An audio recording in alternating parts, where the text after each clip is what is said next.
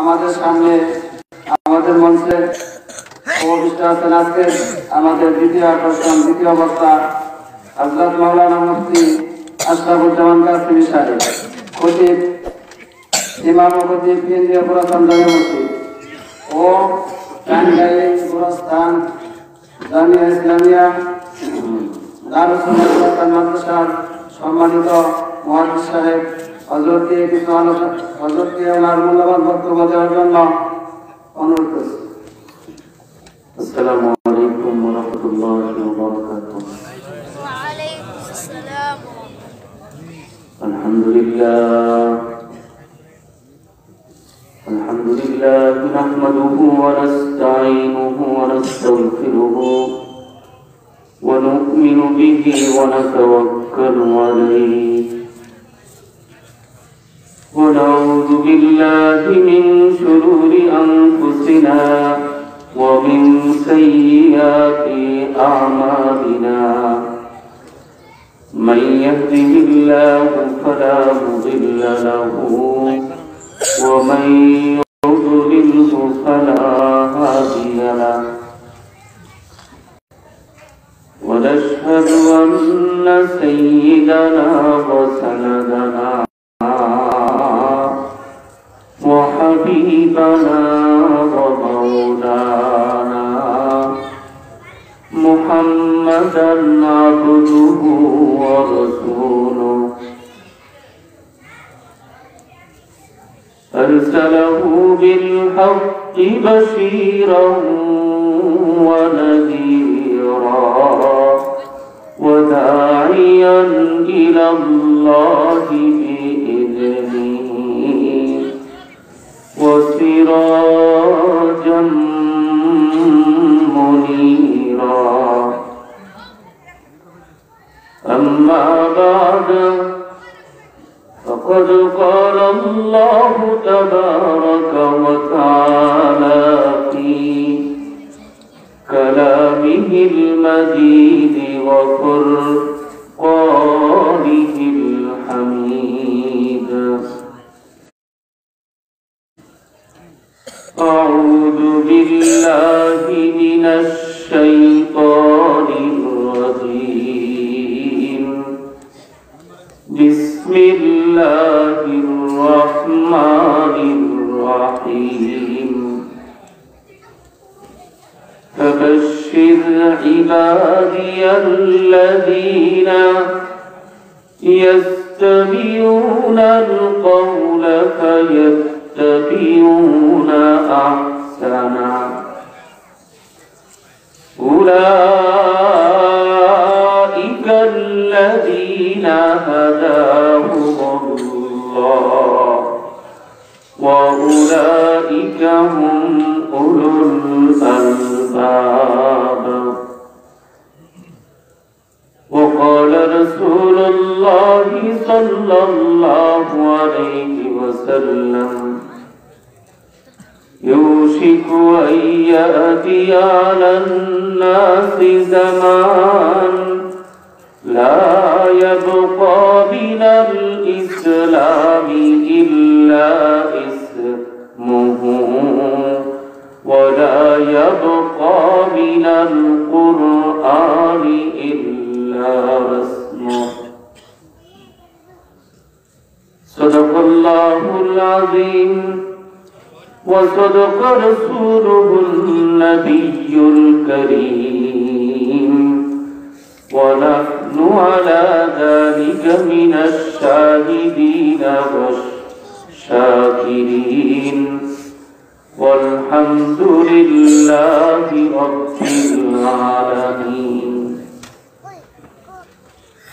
होना ये फूल तो बुलबुल का तरन्नुम भी न हो चमने दहर में कुरियों का तबस्सुम भी न हो मलबल होला बिकमालिही كشف الدجى بجماله حسنت جميع خصال صلوا عليه وآله اللهم آمين اللهم صل على محمد وعلى آل محمد كما صليت على إبراهيم وعلى آل إبراهيم إنك حميد مجيد اللهم بارك على محمد وعلى آل محمد كما باركت على إبراهيم وعلى آل إبراهيم إنك حميد مجيد ربنا ظلمنا أنفسنا وإن لم تغفر لنا وترحمنا لنكونن من الخاسرين ফিরিয়ে না দিও প্রভু ফিরিয়ে না দিও গুনাহ যত করেছি মোরা ক্ষমা তুমি করিও বান্দা সে বন্দেগি নাই শেষ করেছি জিন্দেগি আখিরাতের বিচার দিনে এ পাপীদের উপায় কি রহমান রহিম নামে নিয়েছি গো আল্লাহ তোমায় মানিয়া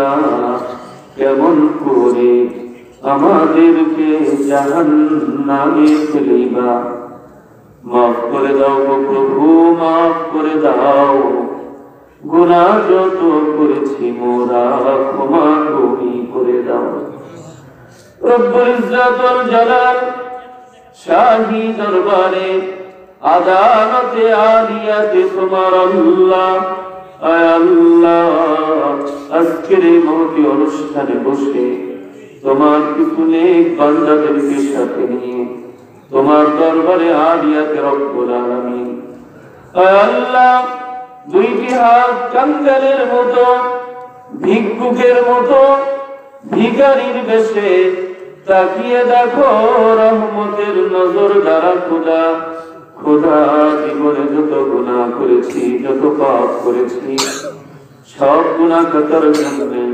অনুতপ্ত হয়ে লজ্জিত হৃদয়ে তোমার দরবারে দুটি হাত করে ধরলাম আল্লাহ ক্ষমা চাই মাফ চাই জীবনের সব গুনাহ খাতাকে মাফ করে দাও রব্বুল আলামিন গুনাহ করে করে আমরা আমাদের জীবন তরিটা ভরে ফেলেছি আল্লাহ গুনার দিকে তাকালে নিরাশ হয়ে যাই মনটা বলে না জানি রে এ দেহের জন্য জাহান্নাম ছাড়া আর কোনো উপায় নাই আয় আল্লাহ কিন্তু তোমার রহম তোমার করুণার দিকে তাকালে আশার সঞ্চার হয় তুমি নিজেই ডেকে বলেছো লা তাকনাতু মির রাহমাতিল্লাহ মা ইউজনাহু আহলে জমিন अपनी खता से तकदीर बदल जाती है मुज़्तर की दुआ से रब्बुल आलमीन তুমি নিজেই ডেকে বলেছো রে বান্দা তোর রহমান রহিম খোদার দুয়ার থেকে নিরাশ হয়ে ফিরে যাস না রে বান্দা রে বান্দা আল্লাহ বলে একটা ডাক দিয়ে যদি তোর মাওলার দরবারে দাঁড়াতে পারিস অধীর হয়ে যদি দোয়া করতে পারিস তোর মালিক কেমন প্রভু ইচ্ছে করলে তোর জীবনের সব গুনাহ খাতা এক মুহূর্তের মধ্যে ক্ষমা করে দিতে পারেন আল্লাহ এই আশা নিয়ে এই ভরসা নিয়ে আজকের এই পবিত্র মাহফিলে বসে কাঙ্গালের মতো তোমার দরবারে দুটি হাত তুলে ধরলাম আল্লাহ আজকের মাহফিল আজকের বিশাল আয়োজনকে কবুল মঞ্জুর করে নিয়ে এ মাহফিল আমাদের সকলের জন্য হেদায়েতের জরিয়া বানিয়ে দাও রব্বুল আলামিন অনেকগুলা হাত তোমার দরবারে উঠেছে আল্লাহ জানি না কোন লোকটা হয়তো চিরদিনের জন্য মাকে হারিয়ে দুইটি হাত তোমার দরবারে তুলেছে আল্লাহ কেউ বাবা হারিয়ে ফেলেছে যারা জীবনে কোনোদিন মা মা বলে আর কোনোদিন ডাক দিতে পারবে না বাবা বাবা বলে ডাক দিয়ে যারা তাদের হৃদয়কে আর কোনোদিন জোড়াতে পারবে না রব্বুল আলামিন আয় আল্লাহ, হয়তো এমন সন্তান তুমি হাত তুলে দিয়েছে যারা দীর্ঘ 20-30 বছর যাবৎ মাকে মা বলে একটা ডাক দিতে পারে নাই, বাবাকে বাবা বলে একটা ডাক দিয়ে নিজের হৃদয়টাকে জোড়াতে পারে নাই। এমন সন্তান যারা দুহাত উঁচু করে ধরেছে আল্লাহ, তুমি তো তাদের ব্যথাটু হৃদয়ের আর্তনাদ তুমি শোনো রব্বুল আলামিন। তাদের মা বাবার কবর গুলা এই মুহূর্তে তুমি জান্নাতের টুকরা বানিয়ে দাও রব্বুল আলামিন। আল্লাহ, আজকের প্রধান অতিথি জুয়েল ভাই খাস করে আমাদের কাছে দোয়া চেয়েছেন। আল্লাহ, জুয়েল ভাইকে আপনি কবুল মঞ্জুর করে নিন। আল্লাহ, জুয়েল ভাইয়ের 3 লাখ টাকাকে আপনি কবুল মঞ্জুর করে নিন। আল্লাহ, তার বাবার জন্য দোয়া চেয়েছেন, তার মরহুম বাবার জীবনের সমস্ত গুনাহ খাতাকে মাফ করে দিন আল্লাহ। আল্লাহ, জানি না কোন দিন মৃত্যু এসে যাবে, মৌতের যন্ত্রণাকে আমরা সইতে পারবো না আল্লাহ। আল্লাহ, আজরাইলের দেওয়া কষ্টকে আমরা সইতে পারবো না। ও খোদা, কবরটা বলে কারো জন্য জান্নাত, আবার কারো জন্য জাহান্নামের টুকরা হবে খোদা। রক্ত মাংসের দেহের দ্বারায় জাহান্নামের আগুন কি আমরা কিভাবে সহ্য করবো আল্লাহ। আল্লাহ, মৌতের দিন যেদিন আসবে ওই দিন ঈমান নিয়ে যেন কবরে যেতে পারি তৌফিক দিও খোদা। সুবহান রাব্বিকা রাব্বিল ইজ্জাতি আম্মা ইয়াসিফুন ওয়া সালামুন আলাল মুরসালিন ওয়ালহামদুলিল্লাহি রাব্বিল আলামিন। লা ইলাহা ইল্লাল্লাহ। জোরে জোরে লা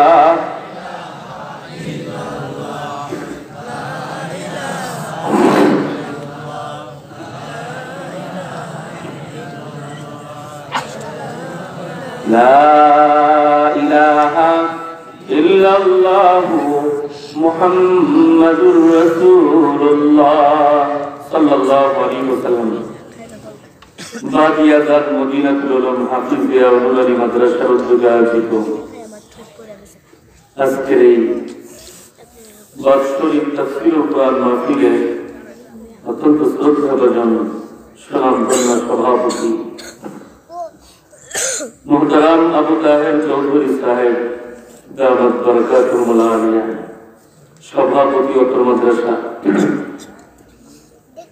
আজকের মাহফিলের উদ্বোধক আলহাজ মোহাম্মদ শামসুল হক, আজকের মাহফিলের প্রধান অতিথি মোহাম্মদ জুয়েল চৌধুরী, আজকের মাহফিলের প্রধান বক্তা মুফতি আরিফ বিন হাবিব কুমিল্লা দামত বরকাতুহুল আলিয়া, আরো কয়েক ডজন মেহমান হবে, অতিথি হবে, সবার নাম না বললাম নাকি। আল্লাহ পাক সকলকে কবুল মঞ্জুর করুন, জোরে বলুন আমিন।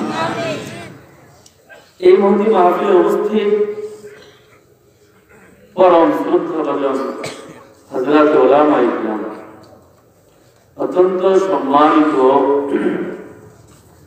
এলাকার মুরব্বিয়ান ইকরাম এবং দিনদার ইমানদার মুসলমান ভাই বোনেরা, আল্লাহ পাকের দরবারে লাখ কোটি শুকর এবং ইহসান। আল্লাহ পাক অত্যন্ত করুণা করে দয়া করে দিনের এই মুবারক জলসা বরকতে ভরা এই মাহফিলে আল্লাহ পাক আমাদেরকে আসার বসার তৌফিক দান করেছেন। ওই মহান মনিবের দরবারে আমরা সবাই অন্তরের অন্তঃস্থল থেকে হৃদয়ের সবটুকু আবেগ উজাড় করে দিয়ে স্বতঃস্ফূর্ত ভাবে আমরা আল্লাহ পাকের শুকরিয়া আদায় করি আলহামদুলিল্লাহ। আরো জোরে বলি আলহামদুলিল্লাহ। অসংখ্য সালাত ও সালাম বর্ষিত হোক পৃথিবীর সর্বকালে সর্বযুগের শ্রেষ্ঠ মহান ব্যক্তিত্ব সাইয়্যিদুল আম্বিয়া ওয়াল মুরসালিন বিশ্ব নবী জনাবে মুহাম্মদুর রাসূলুল্লাহ সাল্লাল্লাহু আলাইহি ওয়াসাল্লাম। আমার সম্মানিত ভাইরা, এই পৃথিবীর প্রত্যেকটি মানুষই সফলতা কামনা করে, ঠিক না? পৃথিবীর সব মানুষই সফলতা কামনা করে, পৃথিবীর প্রত্যেক শ্রেণীর মানুষই সফলতা চায়। তবে এক এক শ্রেণীর মানুষের সফলতা চাওয়ার ধরন, তার আন্দাজ ভিন্ন ভিন্ন ধরনের। দেখেন, একজন বেঈমান, একজন কাফের, সেও সফলতা কামনা করে, কিন্তু একজন বেঈমান কাফেরের সফলতা চাওয়ার আন্দাজ এবং ধরন ভিন্ন ধরনের। একজন পাপিষ্ঠ মানুষ, একজন অপরাধী, একজন গুনাহগার বান্দা, সেও সফলতা চায়, তারও সফলতা চাওয়ার আন্দাজ এবং ধরন ভিন্ন ধরনের। একজন মুসলমান, একজন মুমিন বান্দা, সেও সফলতা চায়। ঠিক কিনা বলেন? মুমিন বান্দার সফলতা চাওয়ার ধরন, তার আন্দাজটাও ভিন্ন ধরনের। কথা কি ঠিক বললাম না মিথ্যা বললাম ভাই? এই যে দেখেন, একজন কাফের বেঈমান সফলতা চায়, তার সফলতা চাওয়ার একটা ধরন আছে। আমরা কি বেঈমান কাফেরের মতো সফলতা চাই ভাই? কথা বলেন চাই? যখন কাফের বেঈমানের সফলতা আমরা চাই না, সুতরাং কাফেররা কিভাবে সফলতা চায় ওটাও আমাদের জানার কোনো দরকার নেই। ঠিক কিনা বলেন? একজন পাপিষ্ঠ বান্দাও সফলতা চায়, একজন মারাত্মক অপরাধী মানুষও সফলতা চায়। কোন পাপিষ্ঠ মানুষের সফলতাকে আমরা চাই? কথা বলেন চাই? পাপিষ্ঠ মানুষের সফলতাও আমরা চাই না। সুতরাং ওদের সফলতা চাওয়ার ধরন আর আন্দাজ কি, এটা জেনেও আমাদের সময় নষ্ট করার কোনো দরকার নাই। কথা বলেন ঠিক কিনা? কিন্তু একজন মুসলমান, একজন মুমিন বান্দা, মুমিন বান্দা সফলতা কিভাবে কামনা করে? মুমিন বান্দা সফলতা কাকে বলে? তার সফলতা চাওয়ার আন্দাজ, ধরনটা, তার তরিকা, তার পদ্ধতিটা কেমন, এটা তো আমাদের জানতে হবে, নাকি বলবো? কথা জানতে হবে কিনা? মুমিনের সফলতা আমরা চাই নাকি চাই না? মুমিন বান্দার সফলতা আমরা চাই কিনা? চাই আমরা মুমিনের সফলতা। সুতরাং একজন মুমিন বান্দা কিভাবে সফলতা কামনা করে, কোন তরিকায়, কোন রাস্তায়, কোন পদ্ধতিতে সফলতা চায়, সেটা আমাদেরকে জানতে হবে এবং সেই তরিকাই আমাদের জীবন অতিবাহিত করতে হবে। ঠিক কিনা ভাই? কথা বলেন ঠিক কিনা ভাই? দেখেন ভাই, একজন মুসলমান, একজন মুমিন বান্দা তো সফলতা চায় এইভাবে যে আমি যেন আমার এই ক্ষুদ্র জীবন, এই সংক্ষিপ্ত জীবন, একটা মানুষের জীবন তার অনেক লম্বা হয় না, এই মুখতাসার, এই সংক্ষিপ্ত জীবনটাকে আমি যেন আল্লাহ, আল্লাহ রাসূলের হুকুম মোতাবেক আমি পরিচালিত করতে পারি। ঠিক না? আমি যেন আমার জীবনটাকে আল্লাহ, আল্লাহ রাসূলের হুকুম অনুযায়ী পরিচালিত করতে পারি এবং চূড়ান্ত পর্যায়ে জীবন সায়ান্নে আমার জীবন যখন শেষ হয়ে যাবে, জীবনের শেষ প্রান্তে যেন ঈমানের হালতে কালেমা পড়তে পড়তে ঈমান নিয়ে যেন আমার মৃত্যু হয়। ঠিক না? কথা বলেন ঠিক কিনা? সারা জীবন অনেক কিছুই লাভ করলাম, অনেক টাকা পয়সা, ধন সম্পদ, প্রাচুর্য, পদ পদবী, অনেক কিছুই আমি লাভ করলাম জীবনে, কিন্তু মৃত্যুর সময় আমার কালেমা নসিব হইল না, আমি ঈমান হারা হয়ে মারা গেলাম। তাহলে একটা কুত্তারও দাম আছে, আমার কি দাম আছে ভাই? কথা বলেন, ঈমান হারা মানুষের কোন দাম আছে আল্লাহর কাছে? আছে ভাই? নাই। সুতরাং মুমিনের সবচেয়ে বড় সফলতা তো ঈমান নিয়ে মারা যাওয়া। ঠিক কিনা বলেন? কথা বলেন ঠিক কিনা?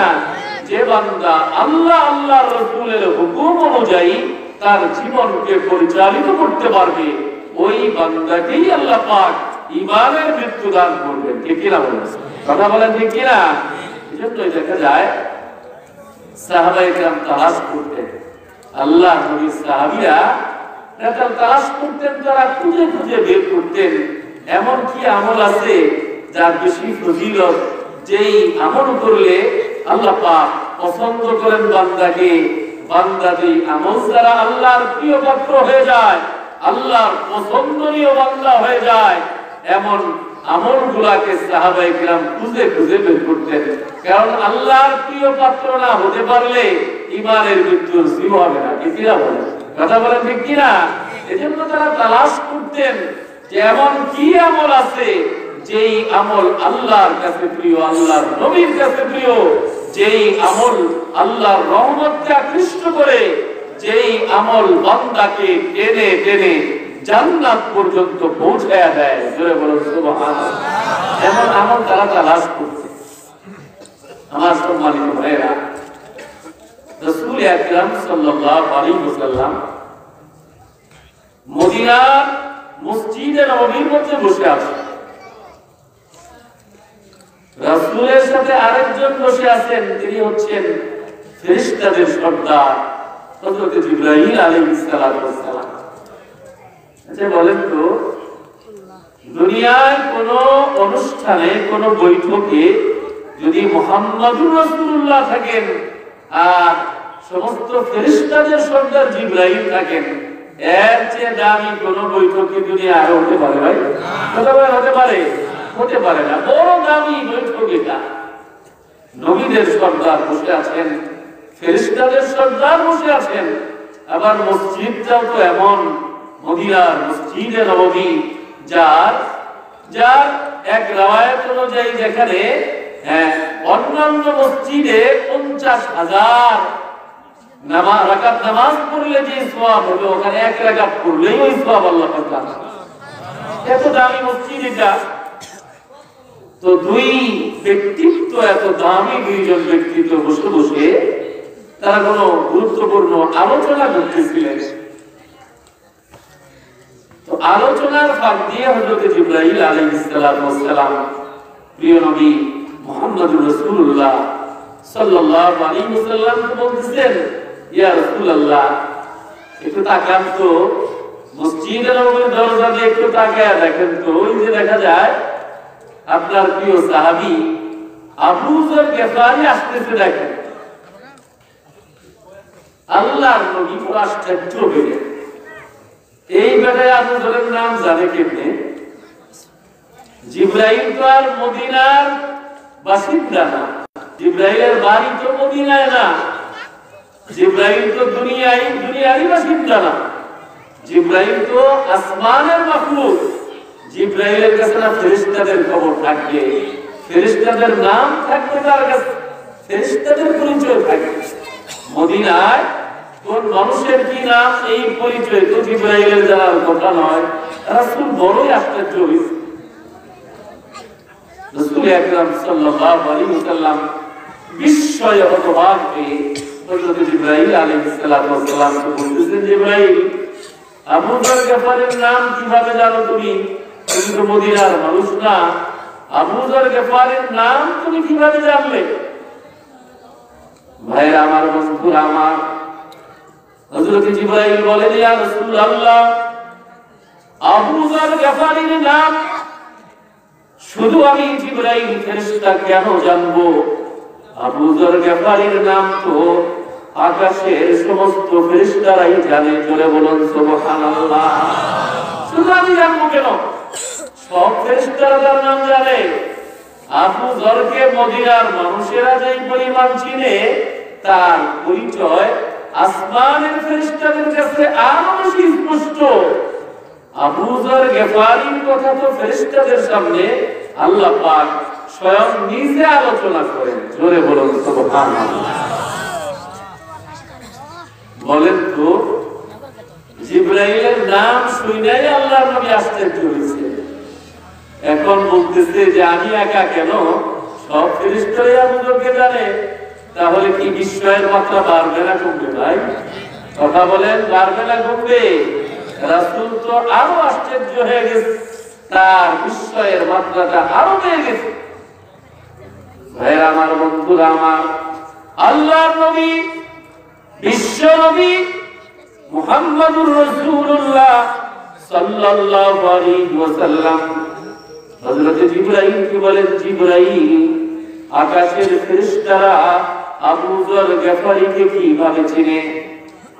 হযরত জিবরাইল বলেন, ইয়া রাসূলুল্লাহ, আবু যর গিফারির ভিতরে এমন দুইটা গুণ আছে, এমন দুইটা বৈশিষ্ট্য আছে, যেই দুইটা গুণ আল্লাহর কাছে বড় দামি। জোরে বলুন সুবহানাল্লাহ। যেই গুণ আল্লাহর কাছে বড় দামি, যেই গুণ দুইটাকে আল্লাহ বড় পছন্দ করেন, এই দুইটা গুণের কারণে, বৈশিষ্ট্যের কারণে আল্লাহ পাক মদিনার আবু যর গিফারীকে জমিন থেকে তার নামকে আসমান পর্যন্ত পৌঁছিয়ে দিয়েছেন। জোরে বলুন সুবহানাল্লাহ। রাসূল পাক সাল্লাল্লাহু আলাইহি ওয়াসাল্লাম হযরত জিবরাইল কে বলেন যে বড় চমৎকার কথা, বড় সুন্দর কথা, এমন দুইটা গুণ, যে দুই গুণ আবু যরকে আকাশে উঠাইছে, সেই দুই গুণটা কি, যে গুণ তাকে এত দামি বানাইছে? ভাইরা আমার, বন্ধুরা আমার, হযরত জিবরাইল বলেন ইয়া রাসূলুল্লাহ, যেই দুইটা গুণ আবু যর গিফারীকে এই জমিন থেকে আসমান পর্যন্ত পৌঁছিয়ে দিয়েছে, শোনেন সেই দুইটা গুণ কি? হযরত জিবরাইল রাসূলকে আবু যর গিফারীর সেই গুণ শোনাইতে লাগলেন। হযরত জিবরাইল বলেন লিসিগারিহি ফি নাফসিহি ওয়া কাসরাতি তিলাওয়াতিহি কুল হুয়াল্লাহু আহাদ। জোরে বলুন সুবহানাল্লাহ। হযরত জিবরাইল আলাইহিস সালাম বলেন তার প্রথম গুণ হচ্ছে লিসিগারিহি ফি নাফসিহি, আবু যর গিফারী বড় বিনয়ী। আবু যর গিফারীর মধ্যে বিনয়ের গুণ আছে, তার মধ্যে দম্ভ অহংকার নাই, তার ভিতরে বড় তাওয়াজু বিনয়ের গুণ আছে। আর হাদিসের মধ্যে আছে, রাসূল বলেছেন তাওয়াজু আর বিনয় এমন গুণ, মান তাওয়াজা লিল্লাহ, আল্লাহর জন্য যে ব্যক্তি বিনয়ের গুণ অর্জন করবে, রাফাহুল্লাহ, ওই বান্দার ইজ্জতকে আল্লাহ পাক উপরে উঠায় দেন। জোরে বলুন সুবহানাল্লাহ। তো আবু যর গিফারীর মধ্যে বিনয়ের গুণ আছে, একটা গুণ হচ্ছে যেই গুণটা আল্লাহর কাছে বড় দামি। বিনয় মানুষকে দুনিয়ার মানুষকে ভালোবাসে, ঠিক কিনা? কথা বলে ঠিক কিনা? কোন মহল্লায় যদি কোন অহংকারী ছেলে মেয়ে থাকে, সারা মহল্লার লোকরা তার বদনাম করে, করে কিনা? ছেলেটা বড় অহংকারী, আচার আচরণ বড় সভ্য, তার অহংকারের সমালোচনা সবটাই হতে থাকে। কিন্তু কোন ছেলে যদি বিনয়ী হয়, মুরব্বীদেরকে সুন্দর করে সালাম করে, মুরব্বীদের সাথে সুন্দর করে কথা বলে, তো এই বিনয়ী ছেলের দাম এই দুনিয়ার জমিনে আছে, কিনা? কথা বলে ঠিক কিনা? আর আসমানের মালিক আল্লাহর কাছে ওই বিনয়ের গুণ বড় প্রিয় আল্লাহর কাছে। কারণ অহংকার হচ্ছে আল্লাহর গুণ। আল্লাহ পাক এই গুণ অন্য কেউ টানাটানি করুক, এটা আল্লাহ পাক রব্বুল আলামিন পছন্দ করেন না। হাদিসে কুদসির মধ্যে আছে, রাসূল আকরাম সাল্লাল্লাহু আলাইহি ওয়াসাল্লাম হাদিসে কুদসি আমাদেরকে শোনাইছে। হাদিসে কুদসি কাকে বলে বুঝেন? হাদিসে কুদসি হচ্ছে আল্লাহ পাকের বক্তব্যটা পুরো আল্লাহ পাক। আল্লাহ পাক তার নিজের বক্তব্যকে আল্লাহর নবীর দিলের মধ্যে আল্লাহ পাক ঢেলে দেন। আল্লাহর সেই কথাগুলাকে, বক্তব্যগুলাকে আল্লাহর নবী তার নিজের ভাষায় আমাদের কাছে প্রকাশ করেন। তাহলে মূল বিষয়টা তো আল্লাহ, ঠিক কিনা বলেন? মূল বিষয়টা, বক্তব্যটা আল্লাহ, রাসূল তার ভাষায় প্রকাশ করেছেন। তো আল্লাহর কথা হাদিসে কুদসির মধ্যে আল্লাহর নবী বলেছেন যে অহংকার করাকে আল্লাহ কত পছন্দ করেন। ভাইরা আমার, বন্ধুরা আমার, আল্লাহর নবী শুনাইছেন আল কিবরিয়াউ রিদাই ফামান নাযানি বিরিদাই কাসামতুহু। আল্লাহর নবী বলেন যে আল্লাহর কথা এটা, আল কিবরিয়াউ রিদাই, অহংকার হচ্ছে আমার চাদর। আল্লাহ বলতেছে অহংকার হচ্ছে আমার চাদর। ফামান নাযানি বিরিদাই, আমার এই চাদর নিয়ে যে টানাটানি করবে, আমি ওই বান্দার গর্দানটা ছুঁড়ে ফেলব। নাউযুবিল্লাহি মিন যালিক। আল্লাহ কোন বান্দার গর্দান ছিঁড়তে চাইলে ওই বান্দার কি কোনো উপায় আছে ভাই? কথা বলেন, কোন উপায় আছে? তো এই অহংকারের গুণটা আল্লাহর কাছে বড় অপ্রিয়। তাওয়াজু আর বিনয়ের গুণ এটা আল্লাহর কাছে বড় প্রিয়। এই গুণ যেই বান্দাই অর্জন করবে, ওই বান্দার ইজ্জত সম্মান দুনিয়া আখিরাতে আল্লাহ পাক বাড়ায় দিবেন। জোরে বলুন সুবহানাল্লাহ। হযরত জিবরাইল আলাইহিস সালাম বলেন, আবু যর গফারের মধ্যে দ্বিতীয় আরেকটা চমৎকার গুণ যেটা আল্লাহর কাছে প্রিয়, সেটা হচ্ছে ওয়াকাতরাতি তিলাওয়াতিহি কুল হুয়াল্লাহু আহাদ। দ্বিতীয় গুণ হচ্ছে আবু যর গফারি রাদিয়াল্লাহু তাআলা আনহু সূরাতুল ইখলাস কুল হুয়াল্লাহু আহাদ এই সূরাকে আবু যর গফারি বেশি বেশি তেলাওয়াত করেন। জোরে বলুন সুবহানাল্লাহ। কুল সূরা মনে কারো মুখস্থ নাই নাকি? কথা বলেন, সবারই মুখস্থ আছে না ভাই? এমন কোন মানুষ নাই মনে হয় শ্রোতা মণ্ডলীদের মধ্যে যার কুল সূরা মুখস্থ নাই, ঠিক কিনা বলেন? এত দামি সূরা মুখস্থ আছে। আবু যর গফারি যদি কুল সূরা তেলাওয়াত করে আল্লাহর কাছে এত প্রিয় হতে পারে, আমি আপনি এই সূরা তেলাওয়াত করে আল্লাহর কাছে প্রিয় হতে পারবো না ভাই? কথা বলেন, পারবো কিনা? আমার সম্মানিত ভাইরা, আমি বলতেছিলাম মুমিন বান্দা সফলতা মনে করে কাকে? সবচেয়ে বড় সফলতা মনে করে ঈমানের মৃত্যুকে, ঠিক কিনা বলেন? মুমিন সারা জীবন তো আল্লাহ আল্লাহ রাসূলের পথে চলতেই চায়, তবে মুমিন সবচেয়ে বড় সফলতা মনে করে যে আমার মৃত্যুটা যেন ঈমানের সাথে হয়, ঠিক কিনা? কথা বলেন, ঠিক কিনা? কারণ ঈমানের মৃত্যু ছাড়া কোনো উপায় নাই। পৃথিবীতে এমন অনেক দেখা গেছে যে জীবনে বড় সফলতা পাইছে কিন্তু ঈমানের মৃত্যু হয় নাই। এমন নাই ভাই? কথা বলেন, নাই? আচ্ছা, প্রথম ইবলিসকেই ধরেন। ইবলিসকে আবাদত করছে, হ্যাঁ, 100 বছর আবাদত করছে, লক্ষ লক্ষ বছর আবাদত করছে, ঠিক কিনা বলেন? এত আবাদত, এত বিদ্যা বুদ্ধি সমস্ত নবীদের ওহি শুনছে ইবলিস শয়তান। ফেরেশতাদের উপরে মাথা বলি করছে, করছে কিনা ভাই? কিন্তু ইবলিসের মৃত্যু কি ঈমানের মৃত্যু হবে ভাই? কথা বলেন, হবে? নাই। এত কৃতিত্ব, এত যোগ্যতার পরেও ঈমানের মৃত্যু নাই, ঠিক কিনা বলেন? হ্যাঁ, তাফসীরের কিতাবের মধ্যে আছে আমার এক বুজুর্গ, যেই বুজুর্গ 450 বছর হয়েছে। এই 450 বছরে একটা মুহূর্তের জন্য ইবাদত করে নাই, প্রতিটা মুহূর্ত সে ইবাদত করছে। এত ইবাদতের পরেও একটা সামান্য একটা ভুল করে, যেই ভুলটাকে সে ভুল মনে করে নাই, ভুল না মনে করে করছে, এত বড় বুজুর্গ ছিল। সে সারা দেশে মুস্তাজাবুদ দাওয়া হিসেবে পরিচিত ছিল, যে এই বুজুর্গ দোয়া করলেই আল্লাহ কবুল করে। কিন্তু এমন একটা বাজে দোয়া করছে, এই দোয়া করতে গিয়ে ঈমান হারা হয়ে গেছে। ঈমান হারা হয়ে মৃত্যুবরণ করছে। আরে ভাই, আমার আপনার কি 100 বছর ইবাদত করার অপরাধ হবে ভাই? কথা বলা হবে? 100 বছর তো হায়াতি পাই না আমরা, এর মধ্যে ইবাদত করে বছরে ওই বুজুর্গ 450 বছর ইবাদত করছে, ঈমান হারা হয়ে গেছে। বিষয়টা কি সাধারণ ভাই? কথা বলেন, 450 বছর ইবাদত করার পরে ঈমান হারা হয়ে গেছে। আমি কাছের একটা উদাহরণ দিই আপনাদের মাথায় ভালো করে ঢোকার জন্য। আমাদের একেবারেই নিকট অতীতে মোগল আমলে, এই দেশে মোগলরা শাসন করছে, বুঝছি কিনা ভাই?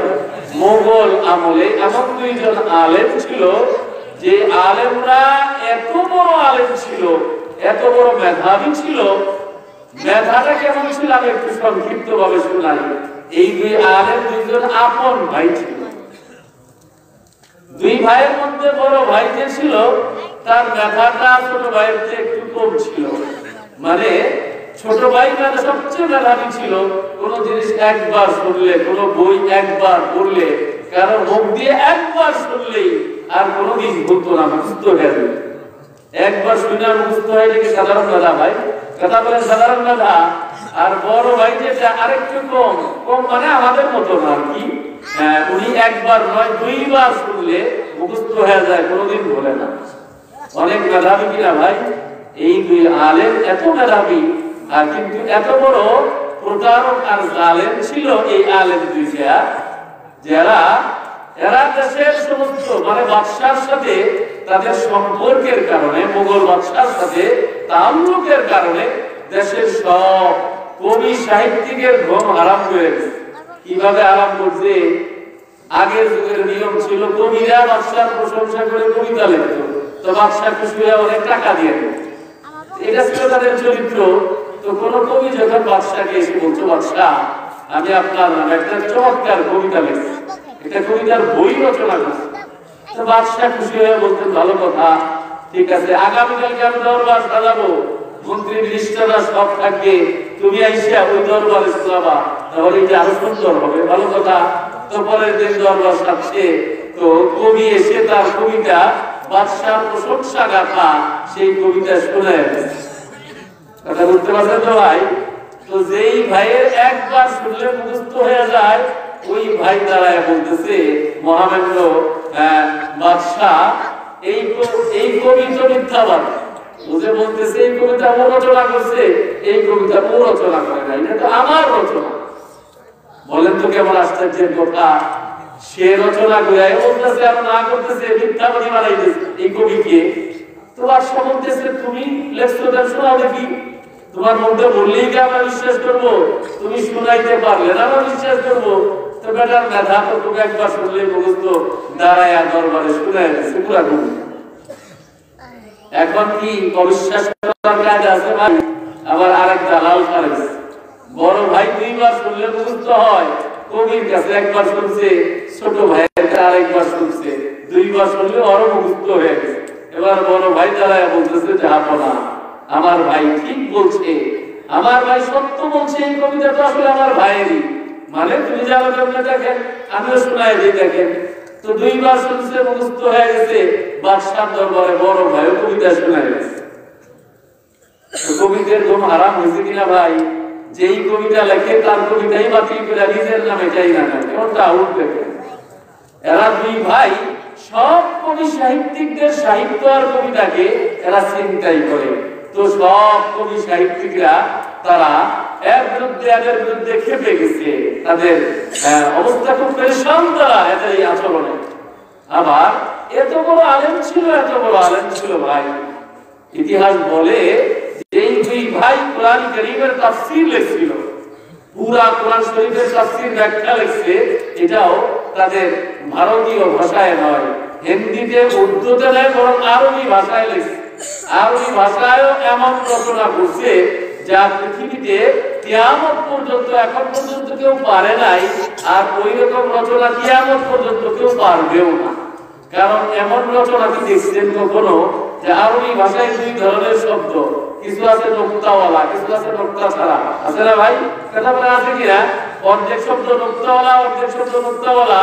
তো আরবি ভাষায় যে এই তাফসীর রচনা করছে, সব শব্দ চয়ন, সব বাক্য চয়ন, সব কিছু তারা নোক্তা ছাড়া শব্দ দিয়ে বানাইছে। জোরে বলুন সুবহানাল্লাহ।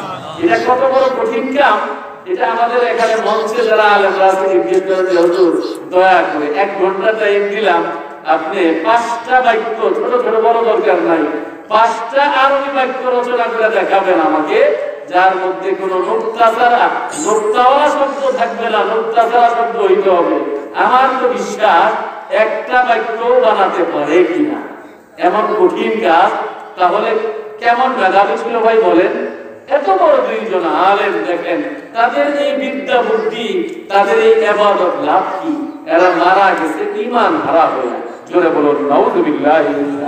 এজন্য ভাই এত কথা আমি এজন্য বললাম যে মুমিনের সফলতা ওইটাই যে মুমিন তার মৃত্যু ঈমানের সাথে হবে কিনা এই টেনশন তার প্রতিটা মুহূর্তে থাকে, ঠিক কিনা বলেন?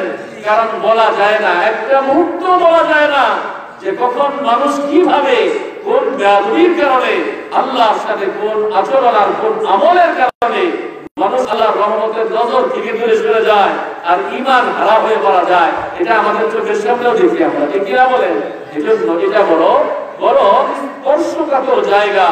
মুমিনের সবচেয়ে বড় সফলতা তার মৃত্যুটা যেন ঈমানের সাথে হয়, ঠিক কিনা বলেন? এজন্যই বলতেছিলাম যে যারা খাঁটি ঈমানদার, যাদের মধ্যে ঈমান আছে, ঈমানের চিন্তা আছে, আল্লাহ আল্লাহ রাসূলের মহব্বত আছে, তারা প্রতিটা মুহূর্তেই চিন্তা করে যে কোন আমল দ্বারা, কোন আমলের মাধ্যমে আল্লাহর কাছে প্রিয় পাত্র হওয়া যায় এবং আমার মৃত্যুটা যেন ঈমানের সাথে হয়। আমার ভাইয়েরা, এই চিন্তাটা প্রত্যেকটা মুমিনের দিলের মধ্যে থাকে, ঠিক কিনা বলেন? লা ইলাহা ইল্লাল্লাহু লা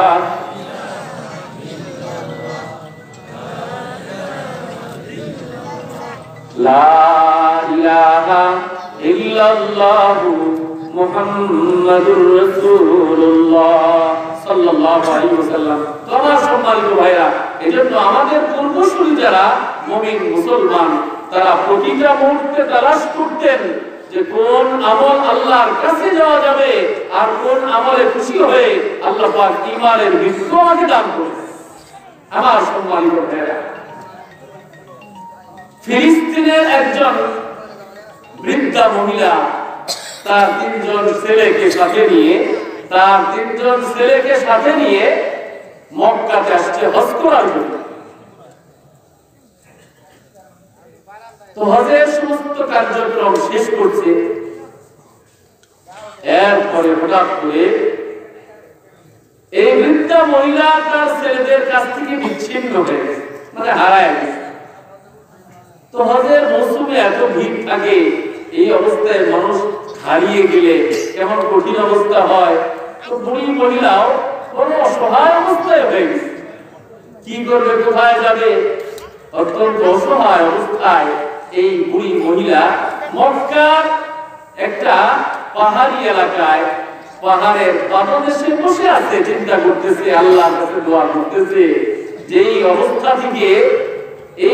থেকে আমি কিভাবে উদ্ধার করবো, আল্লাহর কাছে দোয়া করতেছে। ওই যুগের একজন প্রসিদ্ধ মুহাদ্দিস হযরত আব্দুল্লাহ ইবনে মুবারক রাহমাতুল্লাহ আলাইহি, তিনিও হজ করতে আসছেন। তিনিও মক্কাতে চলার সময় হঠাৎ করে লক্ষ্য করছেন যে এমন একটা জায়গায় যেখানে আশেপাশে কোনো বাড়ি ঘর নাই, এমন একটা জায়গায় একজন বৃদ্ধা মহিলা অসহায় অবস্থায় পাহাড়ের পাদদেশে বসে আছে, পর্দা পশিদা করে সমস্ত শরীরকে অসহায়ের মতো বসে আছে।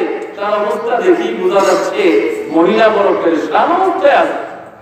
হযরত আব্দুল্লাহ ইবনে মুবারকের দিলের মধ্যে বড় মায়া আছে।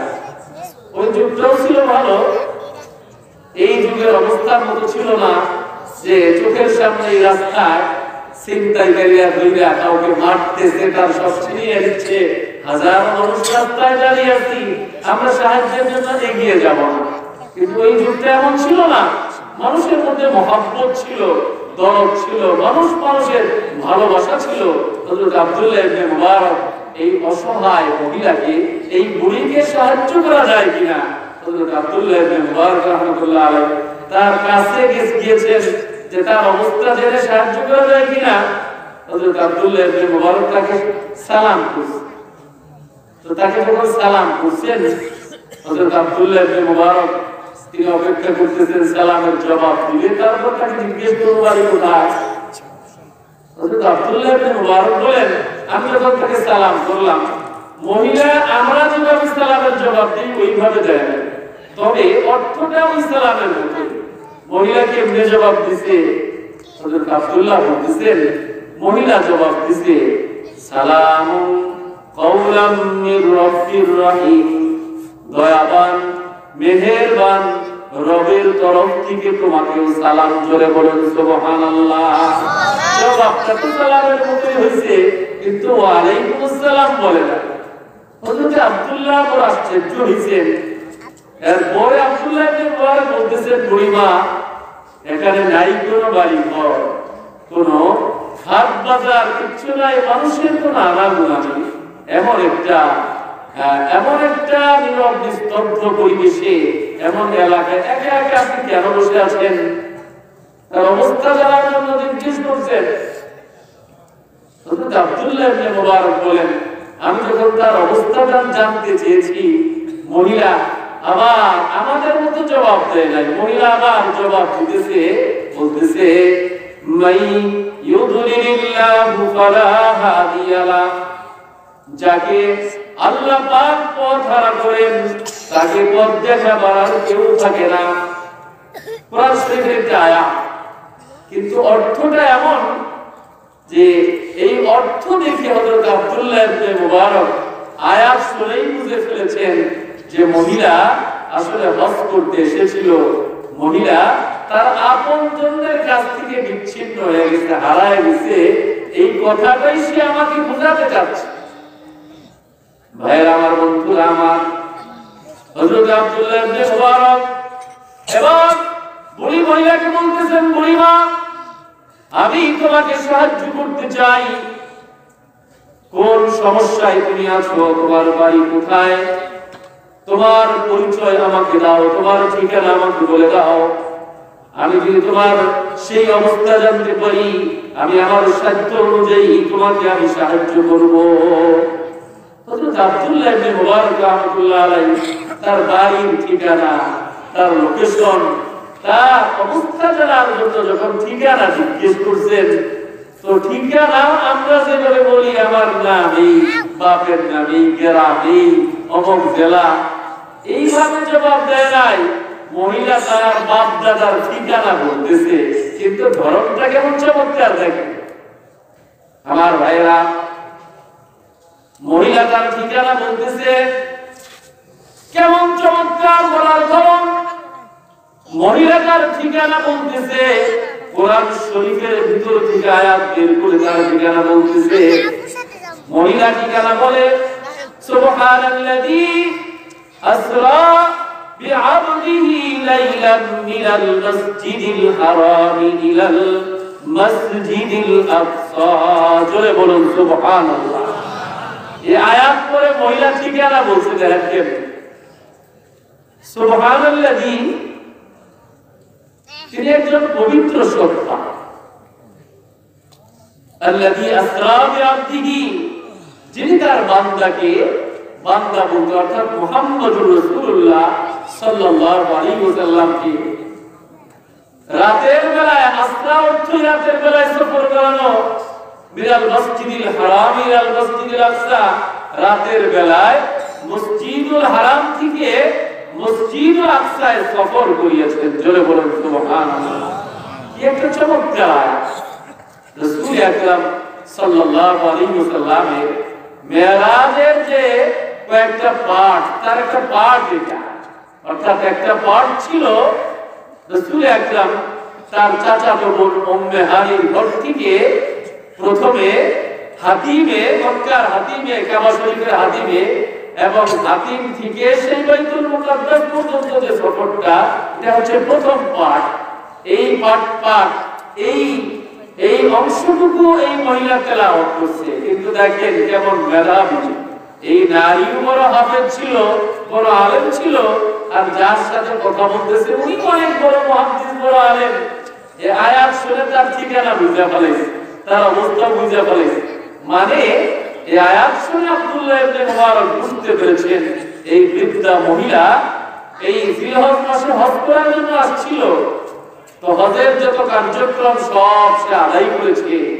এখন তার গন্তব্য, তার ঠিকানা, তার বাড়ি হচ্ছে বাইতুল মুকাদ্দাস মসজিদের কাছে, অর্থাৎ বর্তমান যেটাকে ইসরাইল বলে, ফিলিস্তিন, ওই ফিলিস্তিনে মহিলার বাড়ি, তার গন্তব্য ফিলিস্তিনে। আয়াত তেলাওয়াত করে এটাই মহিলা আমাকে বুঝাইছে। জোরে বলুন সুবহানাল্লাহ।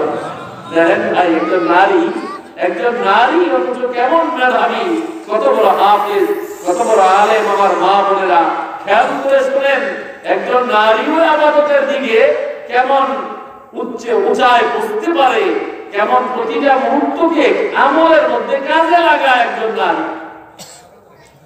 ভাইয়েরা আমার, বন্ধুরা আমার, হযরত আব্দুল্লাহ ইবনে মুবারক বলেন, বুড়িমা তোমার ঠিকানা আমি বুঝতে পেরেছি, তোমার ঘর বাড়ির ঠিকানা তোমার আয়াত দ্বারাই আমি বুঝতে পেরেছি। আমি অবশ্যই তোমাকে সাহায্য করব, তোমাকে আমি তোমার বাড়িতে পৌঁছায় দিয়ে আসবো। জোরে বলুন সুবহানাল্লাহ। হযরত আব্দুল্লাহ ইবনে মুবারক বুড়ি মহিলাকে বলতেছেন, বুড়িমা এই যে পাহাড়ের পাদদেশে অসহায়ের মতো আপনি বসে আছেন, কতক্ষণ যাবত বসে আছেন, কয় ঘন্টা যাবত বসে আছেন? বুড়ি মহিলা বলতেছে, সালাতা লায়ালিন সাবিয়া, আমি পূর্ণ 3টি রাত ধরে এখানে একা একা বসে আছি। হযরত আব্দুল্লাহ ইবনে মুবারক বলেন, 3 দিন যাবত কেমনে বসে আছেন? আমার তো মনে হয় না আপনি 3 দিন এমন জায়গায় কিভাবে থাকতে পারেন যেখানে কোনো বাড়ি ঘর নাই, কোনো পানির ব্যবস্থা নাই, কোনো খানা পিনার ব্যবস্থা নাই।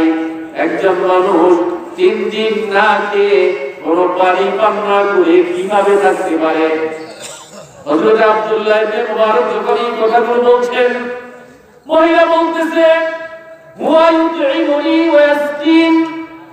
ওরে আব্দুল্লাহ, তুমি তো একটা বোকা, তোমার তো আল্লাহর রিজিকের উপর বিশ্বাস নাই। ওরে বোকা, হুয়া ইউতঈমুনি ওয়া ইয়াসকিন, আমার যখন ক্ষুধা লাগে ওই আকাশের মালিক আমাকে খাবারের ব্যবস্থা করে দেন। জোরে বলেন সুবহানাল্লাহ। আমার যখন পিপাসা লাগে ওই আকাশের মালিকই আমাকে পানি পান করার ব্যবস্থা করে দেয়। জোরে বলেন সুবহানাল্লাহ। আরে বোকা, রিজিকের মালিক কি তুমি না কোনো হাট বাজার না কোনো মানুষ? মালিক তো ইচ্ছা করলে আসমান থেকেও পৌঁছাতে পারে। কেমন বোকার মতো কথা বলতেছো? আব্দুল্লাহ ইবনে মুবারক বলেন, এটা না হয় বুঝলাম, আপনাকে আল্লাহ খাওয়াইছে পান করাইছে, এটা না হয় বুঝলাম, কিন্তু আপনার মতো একজন মানুষ নিশ্চয় নামাজ তো ছেড়ে দেওয়ার মতো পাত্রী না আপনি। তো 3 দিন নামাজ পড়লেন কেমনে আপনি? মক্কার মরুভূমিতে কোনো পানি নাই, আর এখানে তো বাড়ি ঘর নাই, নিশ্চয়ই পানি তো পান নাই। এমন মানুষ কি দুনিয়ায় আছে 3 দিন তার ওযু নষ্ট হবে না? 3 দিন এইভাবে ওযু সহকারে কেমনে থাকবেন? তো আপনি নামাজ পড়লেন কেমনে? ওযু করার পানি তো নাই। ভাইরা আমার, বন্ধুরা আমার, বুড়ি আরেকটা আয়াত তেলাওয়াত করছে, আর ওই আয়াত তেলাওয়াত করে যেন বুড়ি মহিলা হযরত আব্দুল্লাহকে বুঝাতে যাচ্ছে, ওরে বোকা, তোমার তো দেখছি কোনো বিদ্যা বুদ্ধিও নাই, তোমার তো কোনো বিদ্যা বুদ্ধি নাই, কোনো আকল নাই, তোমার পানি নাই, তো কি হইছে? আল্লাহ পাক তো পানি না থাকলেও মুমিন মুসলমানের জন্য বিকল্প ব্যবস্থা করে দিয়েছেন। পানি যখন না পাবে বান্দা, আল্লাহ পাক বলেছেন, ফাতায়াম্মামু সুঈদান তাইয়্যিবা। জোরে বলুন সুবহানাল্লাহ। আরে ব্যাপক তো লাগার পানি পাইলেই তো কি হইছে? তুমি কি এই মাসআলা জানো না যে পানি না পাইলে আল্লাহ বলছে ওযু গোসলের যদি তোমাদের প্রয়োজন পড়ে আর পানির ব্যবস্থা করতে না পারো, কোনো টেনশন নাই, আমি আল্লাহ পাক বিকল্প ব্যবস্থা করে দিলাম। দুনিয়ায় মাটির কোনো অভাব নাই, মাটিকে তায়াম্মুম করে নাও। জোরে বলেন সুবহানাল্লাহ। মহিলা শুধু হাফেজ আলেম, বড় বড় মুফতি সাহেব, মহিলা মাসলাও কেমন জানে দেখেন, এত বড় মুহাদ্দিসে বলতেছে, আরে তুমি তো এই মাসলাও জানো না, তায়াম্মুমের মাসলাই তুমি জানো না? এই যে তায়াম্মুমের কথা কোরআনের মধ্যে আল্লাহ বলছে, কি বলো? ভাইয়ের আমার, বন্ধুরা আমার, হযরত আব্দুল্লাহ ইবনে মুবারক বুড়ি মহিলাকে বলতেছে, বুড়িমা, 3 দিন যাবত আপনি এখানে বসে আছেন, নিশ্চয়ই মারাত্মক ক্ষুধার্ত আপনি। আমার কাছে খাবার আছে, রুটি আছে, গোশত আছে, আপনি যদি আমাকে অনুমতি দেন তাহলে আমার সাথে থাকা এই রুটি গোশতগুলো আমি আপনার কাছে পেশ করে দিতে পারি। হযরত আব্দুল্লাহ বলেন, আমি যখন রুটি গোশত দিতে চাইলাম, বুড়ি মহিলা বলতেছে, আতিম্মুস সিয়ামা ইলাল লাইল। আল্লাহ পাক বলেন, ও বান্দারা, যদি তোমরা রোজা থাকো, দিনের বেলায় খাইতে পারবা না। আতিম্মুস সিয়ামা ইলাল লাইল, রাত যখন হবে, সূর্য যখন ডুবে যাবে, ওই সময় তোমরা খেতে পারবে। জোরে বলুন সুবহানাল্লাহ।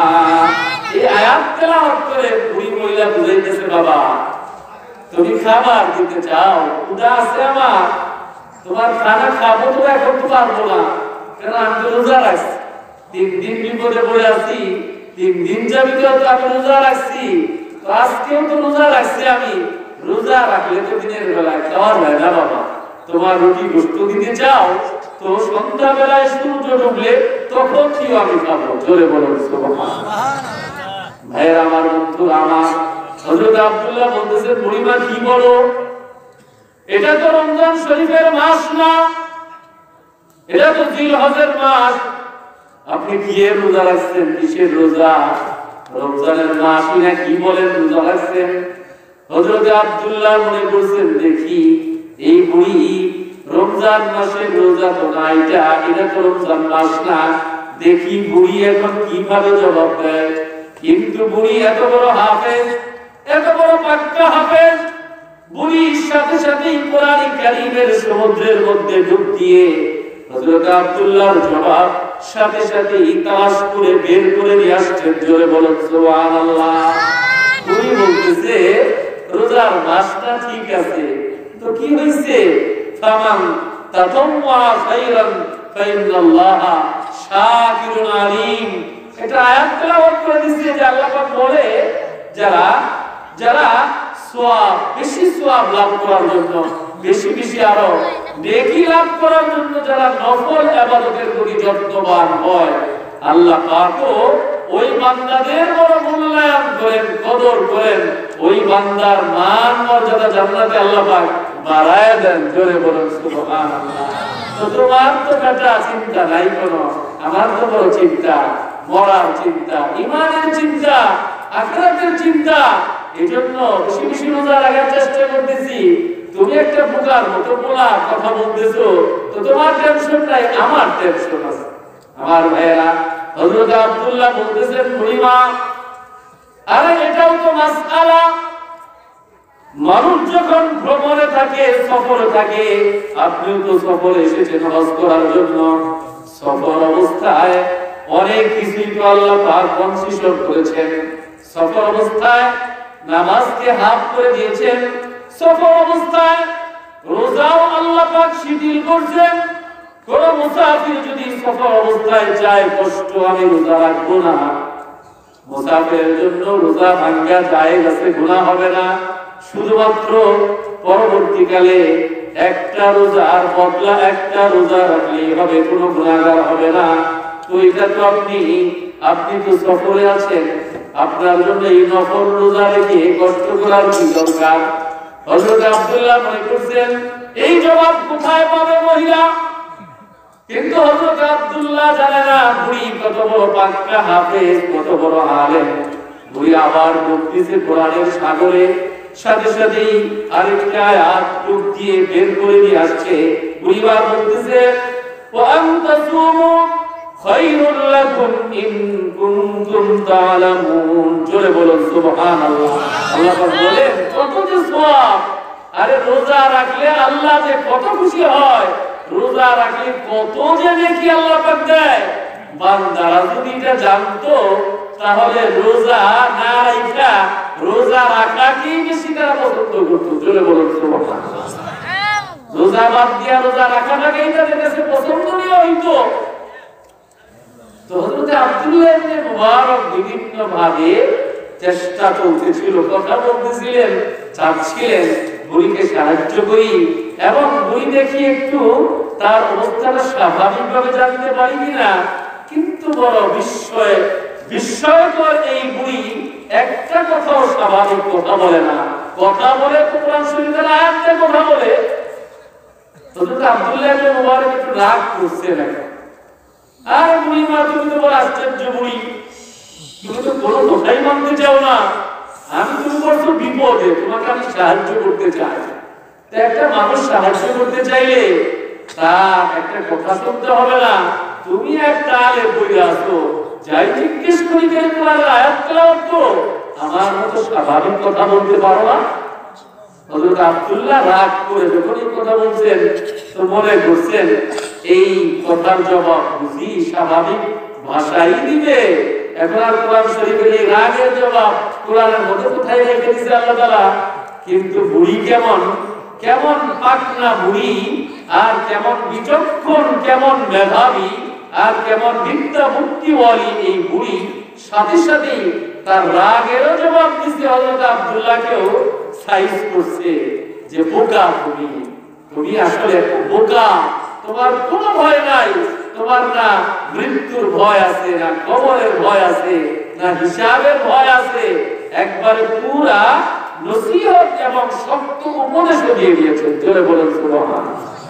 আমার ভাইয়েরা, হযরত আব্দুল্লাহ যখন রাগ করে বলতেছেন বুড়িমা আমার মতো কেন কথা বলো না, কোরআনের আয়াত শুধু পড়ো, স্বাভাবিকভাবে আমার মতো কেন কথা বলতেছো না?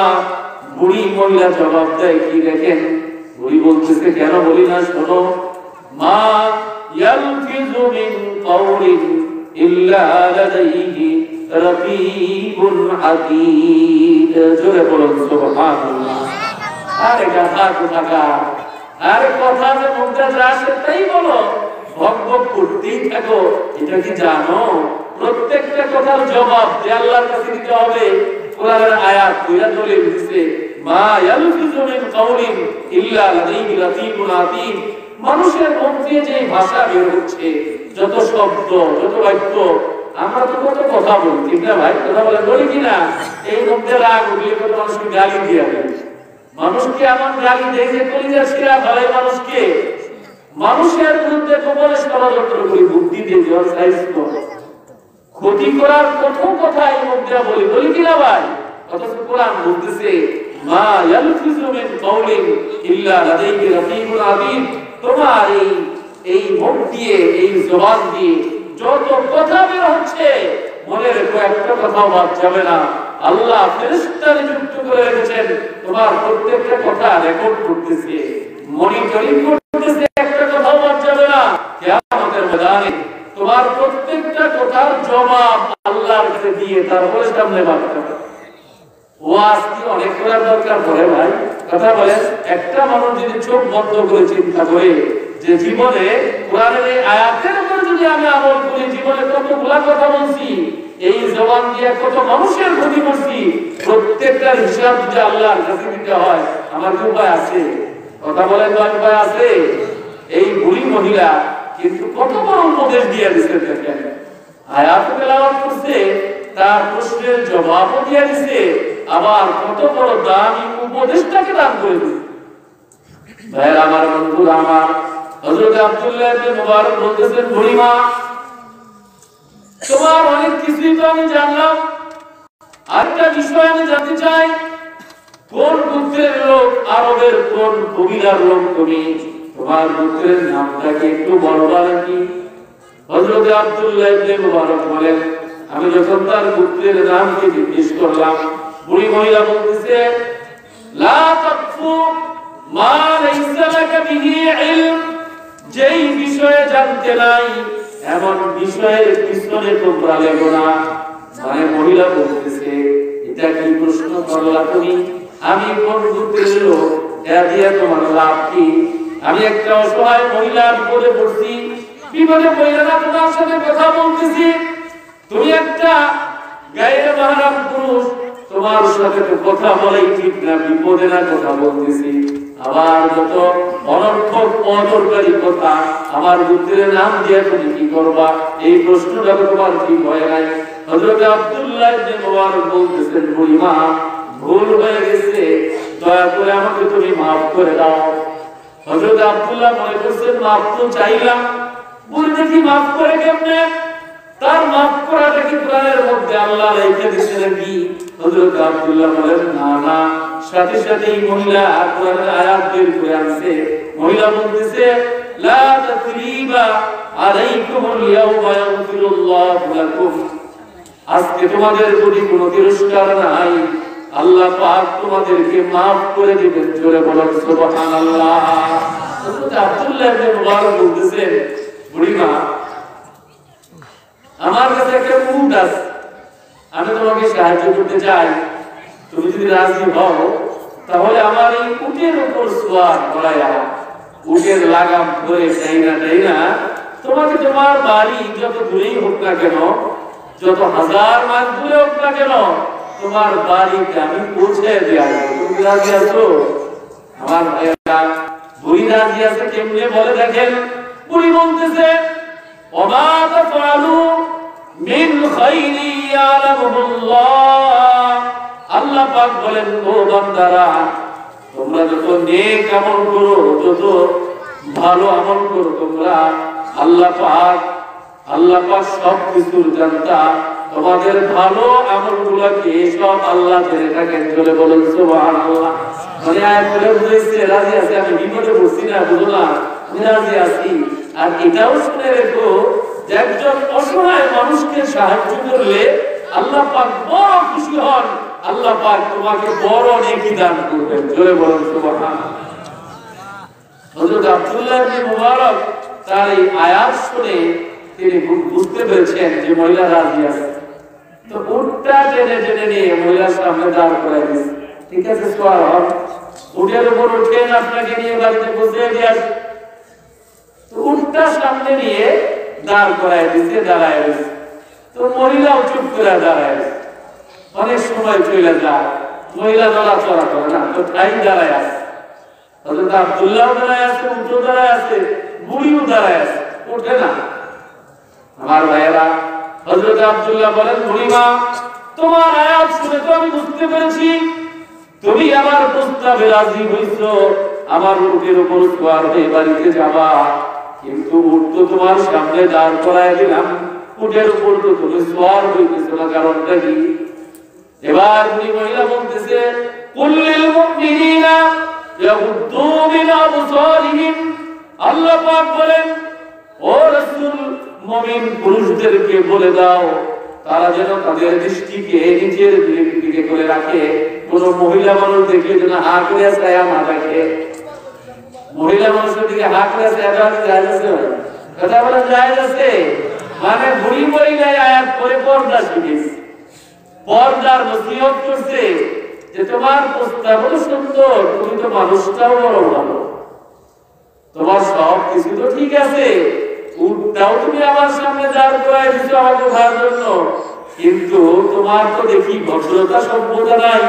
আমি একটা নারী, ভিন্ন নারী, আমার সাথে পর্দা করা করো, তুমি তো তাকাই আসো আমার দিকে। উট হচ্ছে একটা লম্বা প্রাণী, উঁচা প্রাণী, আবার আঁকা বাঁকা প্রাণী, এর উপর তোমার হওয়া তো দেখলাম আমি একটা দুর্বল নারী, আমি এই উটের উপর কেমনে সোয়ার হব, আমার হরকত নড়াচড়া এটা তুমি তাকায় দেখবে, এটা আমার মতো নারীর দ্বারা সম্ভব নয়, এটা আমার জন্য পর্দার খেলা। থাক না আমার গায়ে বুর্কা, কিন্তু এর বড় এই অবস্থায় আমি যে উঠবো নড়াচড়া, এটা তুমি দেখবা, এটা আমি সহ্য করতে পারবো না, সুতরাং আমি এখানে সোয়ার হবো না। সুবহানাল্লাহ বলেন না? এমন কঠিন অবস্থায় বিপদে পড়েও পর্দা একটু লঙ্ঘন হইতে দেয় নাই। হযরত আব্দুল্লাহ বলছে, বুড়ি বড় বিস্ময়কর বুড়ি, এই বুড়ি তো দেখি আমাকে কদমে কদমে নসিহত করতেছে, ভালো কথা।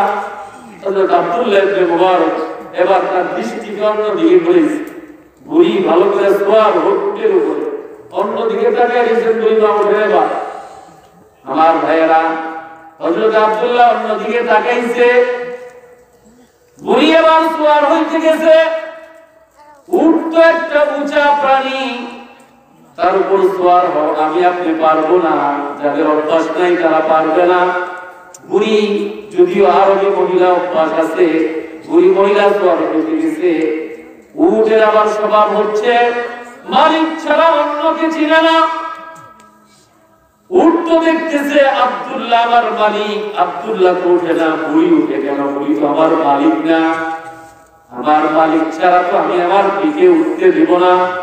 উট লাফালাফি শুরু করছে, বুড়ি যেন সোয়ার হইতে না পারে। বুড়ি সোয়ার হইতে চায়, উট তাকে সোয়ার হইতে দিতে চায় না। এই যে হরকত নড়াচড়া চলতেছে, নাড়া লেগে বুড়ির গায়ে যে লম্বা ওড়না ছিল, ওড়নাটা লেগে ওই উটের সাথে লেগে ছিঁড়ে গেছে।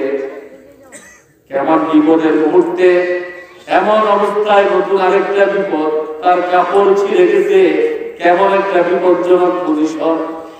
হযরত আব্দুল্লাহ ইবনে মুবারক বলেন, এই অবস্থা যখন হয়েছে, বুড়ি মহিলা কোনো নারাজ হয় নাই, বরং বুড়ি মহিলা বড় আজীব একটা কোরআন শরীফের আয়াত তেলাওয়াত করছে। জোরে বলুন সুবহানাল্লাহ। বুড়ি বলতেছে, মা আসাবাকুম মিন মুসিবাতিন ফাবিমা কাসাবাত আইদিকুম। আল্লাহ বলেন, ও বান্দারা, যত বিপদ মুসিবত এই দুনিয়ার মধ্যে তোমাদের উপর আসে, এটা এমনি এমনি আসে না, তোমাদের হাতের কামাইগুলা। পিছনের জীবনে অতীতে কোন গুনাহ কাজ করো, সেই গুনার একটা হালকা সাজা আল্লাহ পাক তোমাদেরকে দেন, তো এটা তোমাদেরই হাতের কামাই। মানে এত বড় বুজুর্গ মহিলা হয়েও এত বড় আমলদারি মহিলা হয়েও মহিলাই কাপড় ছিঁড়াকে বলতেছে যে এটা আমারই ভুলের কোনো প্রায়শ্চিত্ত, পিছনে কোনো ভুল হয়েছে আমার দ্বারা, এই ভুলের কারণে এই বিপদ আল্লাহ পাক আমাকে দান করছে। আমার তো মনে হয় আমাদের যুগের মহিলারা হইলে এক ডজন গালি দিতে আগে উঠবে, কথা বলে বুঝা কথা বললাম, উঠকে এক ডজন গালি দিত মরার উঠতো থাকা। আমি এমনি বিপদে বসে আমার কি বিপদে নতুন বিপদে ফেলাইনি, কথা বলেন দিত কিনা? উঠের দিয়ে এই মেধা বুদ্ধি আছে এটা আর দেখতো না, কিন্তু বুড়ি মহিলা সঠিক কথাটাই বলছে। বিপদ মুসিবত এটা এটা আমলের ঝলক। আল্লাহ বলতেছেন বিমা কাসাবাত আইদিন্নাস, এটা তোমাদের হাতের ফসল। এটা হযরত আব্দুল্লাহ ইবনে মুবারক বলতেছেন বুড়ি মা তুমি চিন্তা করো না, আমার একটা বুদ্ধি করি। উর যখন ডিস্টার্ব করতেছে তবে ভিন্ন একটা বুদ্ধি মাথায় আমি বুদ্ধি করছি যে এইভাবে তো উট তোমাকে আরামে শোয়ার হইতে দিবে না। তো আমি চিন্তা করছি উটের হাত পা রশি দিয়া বেঁধে দিব, উটের হাত পা রশি দিয়া বেঁধে শোয়াই দিব। তো উট তো আর নড়াচড়া করতে পারবে না, তুমি আরামে তখন শোয়ার হইতে পারবে না। জোরে বলো সুবহানাল্লাহ। লা ইলাহা ইল্লাল্লাহু লা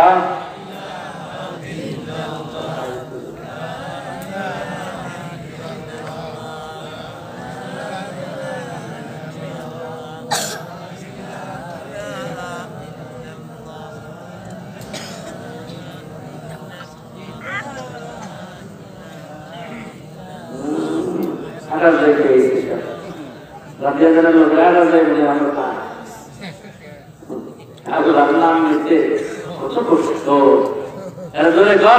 লা ইলাহা ইল্লাল্লাহু লা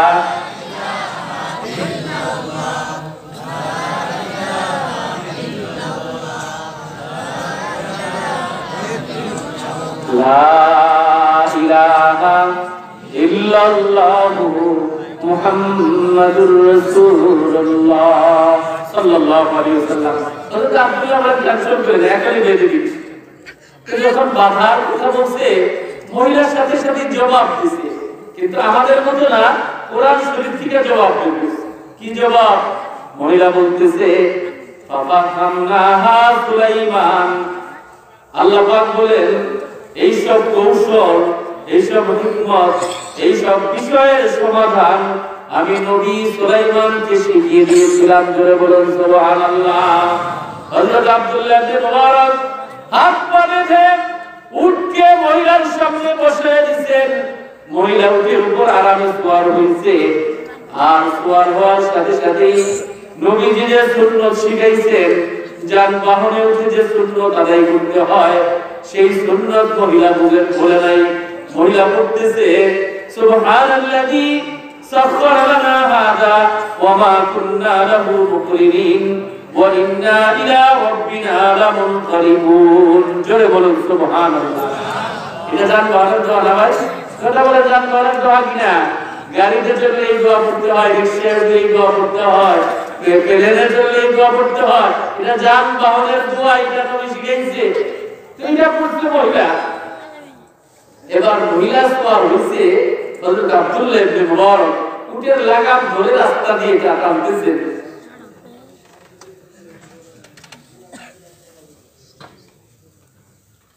হযরত আব্দুল্লাহ ইবনে মুবারক রাহমাতুল্লাহ আলাইহি এবার উটের লাগাম ধরে হাঁটতেছেন, চিন্তা করতেছেন এমন একটা পরহেজগার নারীর সাথে, বেগানা নারীর সাথে সফর করা কত কঠিন। মক্কা থেকে সেই ফিলিস্তিন অনেক দূরে, কত কষ্টের সফর। এই সফরটা যত তাড়াতাড়ি শেষ হয় ভালো। তো তাড়াতাড়ি যাতে শেষ হয়, হযরত আব্দুল্লাহ ইবনে মুবারক উটকে তাড়াতাড়ি পরিচালনা করতেছিলেন। উটকে খুব ধমকাইতেছিলেন বারবার, জোরে জোরে এই উট তাড়াতাড়ি চল, জোরে জোরে উটকে পরিচালিত করতেছিলেন। তো মহিলাকে ভালো লাগে না, মহিলা তাকে সতর্ক করতে কেমনে দেখে। আমার ভাইয়েরা, মহিলা বলতেছে ওয়াসির ফি মাশিকা ওয়াগদুদ মিন সাউতিক, স্বাভাবিক পন্থায় হাঁটো এবং তোমার আওয়াজকে নিচু করে নাও।